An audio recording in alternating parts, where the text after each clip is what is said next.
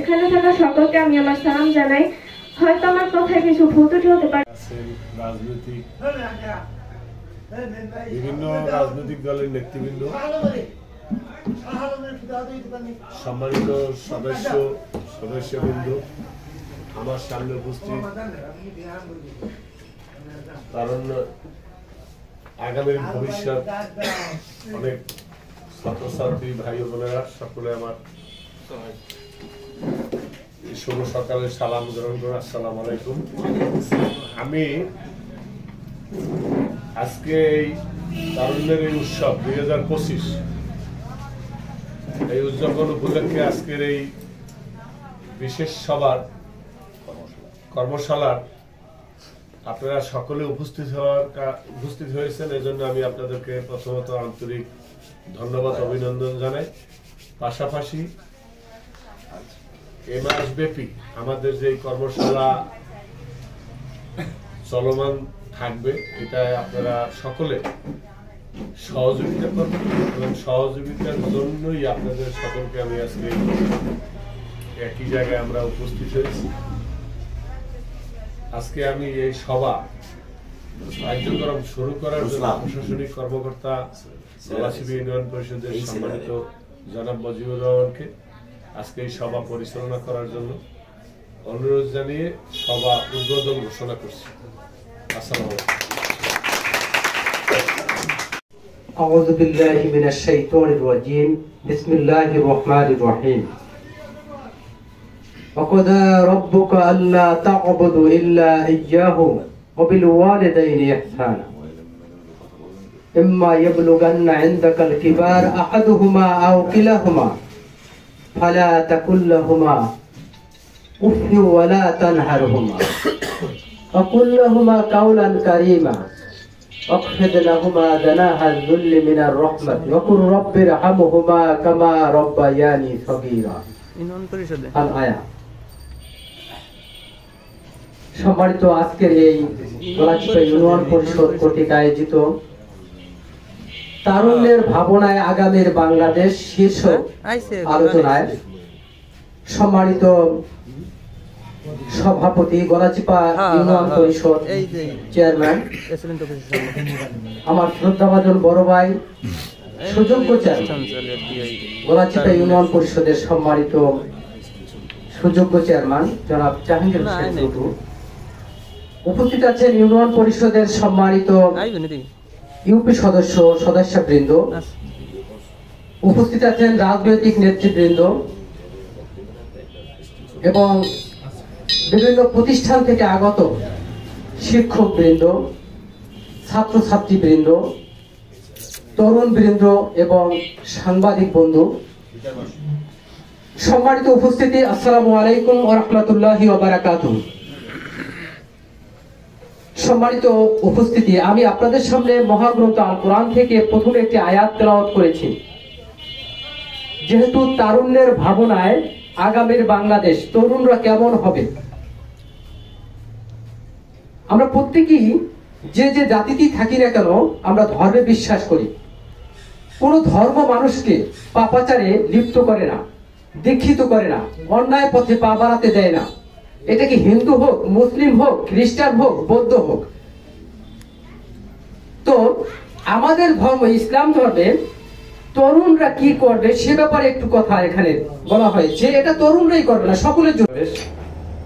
শীর্ষক আজকের এই কর্মশালা মূলত কর্মশালার বক্তব্য থাকে না, থাকে বিভিন্ন কাজকর্মের পরে এখান থেকে একটা সারমর্ম উপরে চলে যায়। তো আপনারা এখানে কাজ করবেন গ্রুপ ভিত্তিক। এই কাজ করার মাধ্যমে আপনাদের যে ভাবনা, যে আপনার জন্য বাংলাদেশটা কিভাবে নির্মাণ করতে চান, এই দেশটাকে কিভাবে এগিয়ে নেবেন, সেই কাজটার জন্য আপনারা এখানে প্রতিফলন ঘটে আপনাদের মাধ্যমে। সেগুলা ভবিষ্যতে আমরা আমাদের উপজেলা নির্বাহী অফিসার মহোদয় সহ বিভিন্ন প্ল্যানিং এর মাধ্যমে কাজগুলো বাস্তবায়ন করার চেষ্টা করবেন এবং এরপরেও যদি আরো বড় ধরনের কোনো কাজ থাকে সেগুলো আমরা আমাদের বিভিন্ন লাইন মিনিস্ট্রি আছে, এই মিনিস্ট্রিতে আমরা পাঠানোর চেষ্টা করব।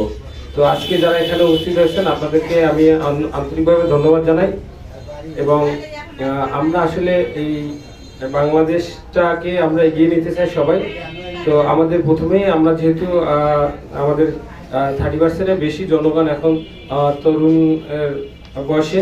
তো এই তরুণরাই এই দেশটাকে এগিয়ে নিয়ে যাবে। এবং ইতিপূর্বে যত আন্দোলন সংগ্রাম হয়েছে, স্বাধীনতা যুদ্ধ থেকে শুরু করে 52 এবং আমাদের এই 24 সমস্ত আন্দোলনে তরুণরা নেতৃত্ব দিয়েছে।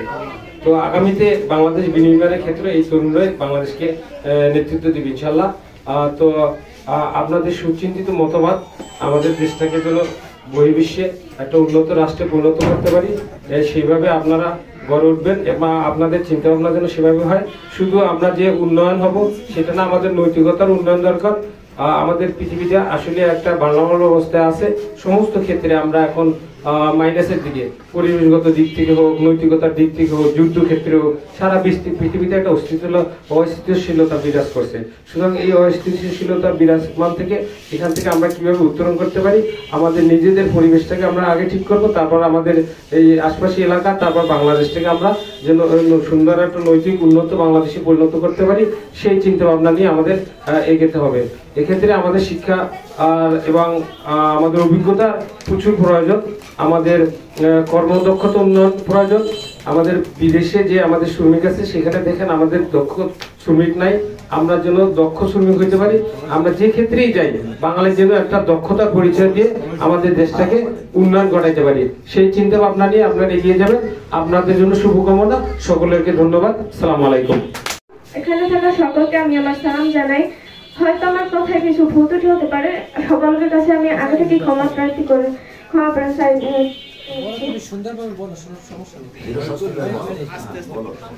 আজকের অনুষ্ঠানের বিষয়বস্তু হলো তারুণ্যের ভাবনায় আগামীর বাংলাদেশ। পৃথিবীতে প্রায় 1/3 মানুষই তরুণ। পৃথিবীর যে কোনো ধরনের উন্নয়ন কিংবা আন্দোলন, যে কোনো ধরনের সংগ্রামে সবচেয়ে ভূমিকা বেশি রাখে তরুণরা। আমাদের বাংলাদেশেও পৃথিবী ব্রিটিশ আন্দোলন বিরোধী সংগ্রাম থেকে শুরু করে 24-এর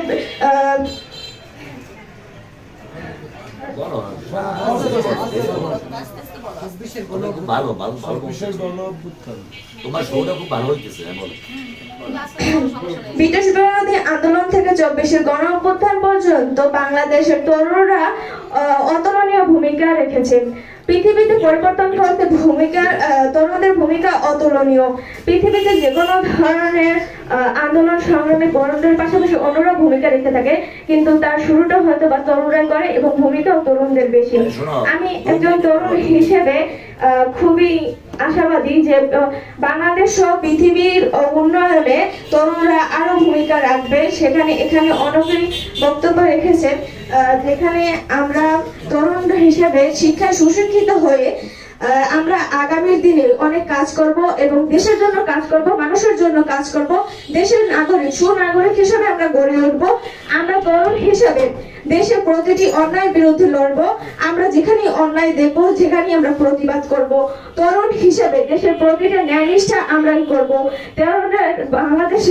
বাংলাদেশের উন্নয়নে সবচেয়ে গুরুত্বপূর্ণ ভূমিকা আমরা তরুণরাই রাখবো।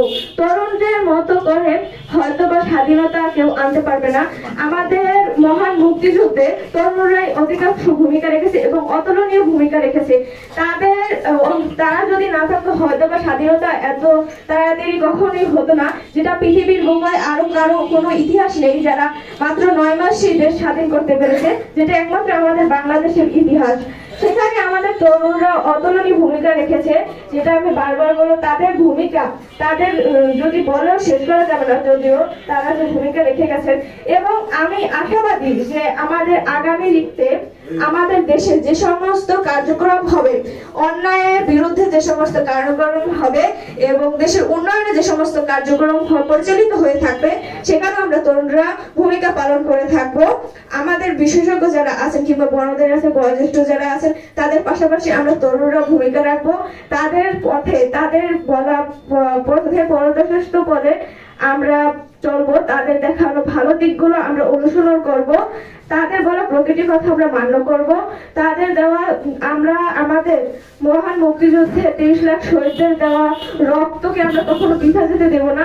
আমরা আমাদের বাংলাদেশের উন্নয়ন করবই। আমরা পৃথিবীর মতো আমরা আধুনিক বিশ্বের সাথে আমরা বাংলাদেশকে তাল মিলিয়ে চলবো। বাংলাদেশকে আমরা উন্নতির শীর্ষে নিয়ে যাব তরুণরাই। আমি আশাবাদী তরুণরাই একমাত্র পারবে বাংলাদেশের উন্নয়ন করতে, পৃথিবীর উন্নয়ন করতে। সেখানে আমরাই ভূমিকা রাখবো এবং আমরা সুশিক্ষা শিক্ষিত হয়ে দেশকে শিক্ষায়, যেহেতু আমরা শিক্ষা ছাড়া কিছুই করতে পারবো না, শিক্ষাই জাতির মেরুদণ্ড, সেক্ষেত্রে আমরা আশাবাদী যে দেশের শিক্ষা ব্যবস্থা আরো উন্নত করা হবে এবং সেই শিক্ষায় আমরা উচ্চশিক্ষা শিক্ষিত হব। প্রতিটি তরুণ, প্রতিটি ছাত্র, প্রতিটি শিক্ষার্থী শিক্ষিত হওয়ার পাশাপাশি আমরা দেশের প্রতিটি ক্ষেত্রে আমরা উন্নয়ন সাধন করতে পারবো। আমি আমার বক্তব্য